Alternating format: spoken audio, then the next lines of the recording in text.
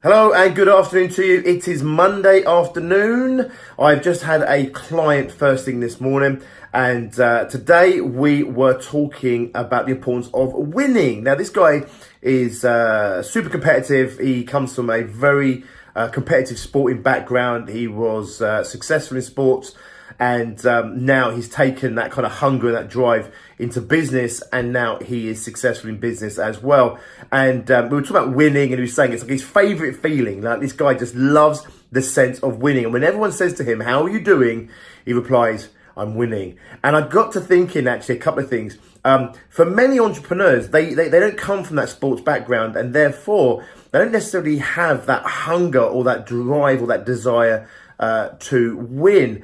And I do think in business that it certainly helps if you have that sense of wanting to end the day on top, or wanting to end the week on top, or even, just wanting to just whatever your concept of winning is, whether it's achieving your goals or achieving a certain target in your business, or even just a sense of satisfaction that you've done all you needed to do to give yourself that sense of winning. In fact, when I spoke to a group of young entrepreneurs last year, one of the teenagers there, he asked me, he said, if you had any advice for, young people wanting to go into business later in life, what would it be? And I'm assuming they were expecting me to come up with some kind of business advice, etc. However, what I said was, I would take sport, any sport, and really push it as far as they possibly can. It doesn't have to be like, world class or the Olympics or anything, but the dedication and the discipline and the focus that being a really competitive sports person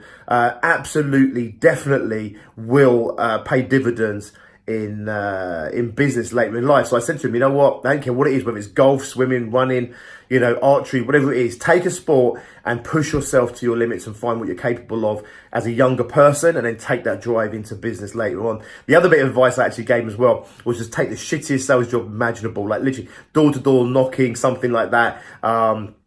I don't know, getting on the phone, calling out the telephone directory, just a terrible, terrible sales job where you just get rejected time and time again, because it will give you that thick skin that I believe also will serve you later on in your business. But anyway, back to winning. So for you in business, you don't have to be like super uber competitive. You don't have to be out there, I want to win. It's just having that sense that you're on top, that sense that you're winning. So make sure you take time every single day just to acknowledge the gains that you've made, the growth that you've made as an entrepreneur, but also within your business. Acknowledge the wins in your business. So many entrepreneurs are so critical.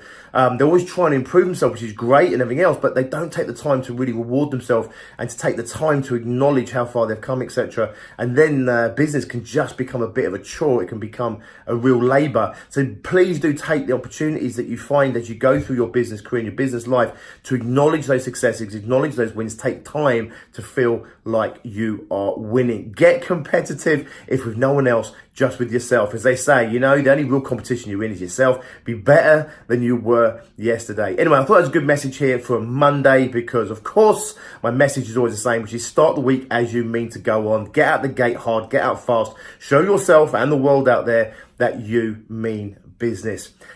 Put out your agenda, do your planning, and then stick to that agenda and hold yourself accountable throughout the week, because that's how winning is done. Right, that's me for today. I'm going to leave you in peace. I will have a check-in with you tomorrow. Have an awesome one, and I'll see you then.